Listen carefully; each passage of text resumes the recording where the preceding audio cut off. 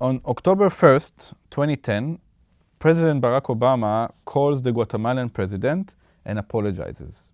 He apologizes for research conducted by American researchers with the collaboration of the Guatemalan government during 1946, 1948, and indeed extending all the way to 1953. What was that about? While the infamous Tuskegee trial is taking place in the US, in Tuskegee, Alabama, the same researchers who were involved in that study went to Guatemala.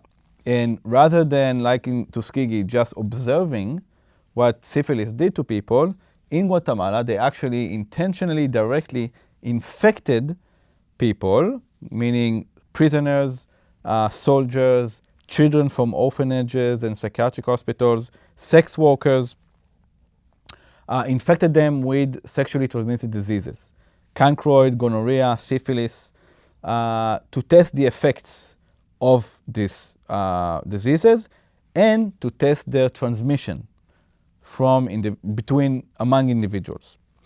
The same researchers who participated in Tuskegee led this study. Specifically, perhaps the most famous one is Dr. Cutler, who actually led the Guatemala study.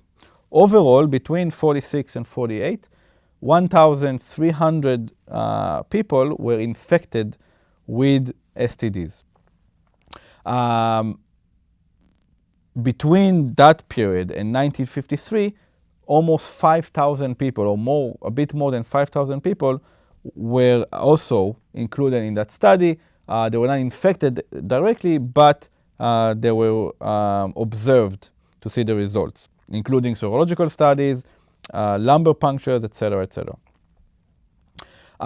That research project actually did not start in Guatemala. It started in prisons, where the same researchers, again, the same researchers who participated and led the study in Guatemala and Tuskegee trial, infected 140 prisoners in a prison in Atlanta with the same pathogens.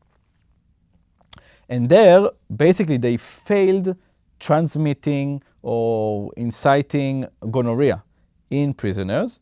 And their conclusion was that they tried everything, all the measures possible, except taking the pus from females who are infected and introducing that to healthy individuals, and through sexual encounters.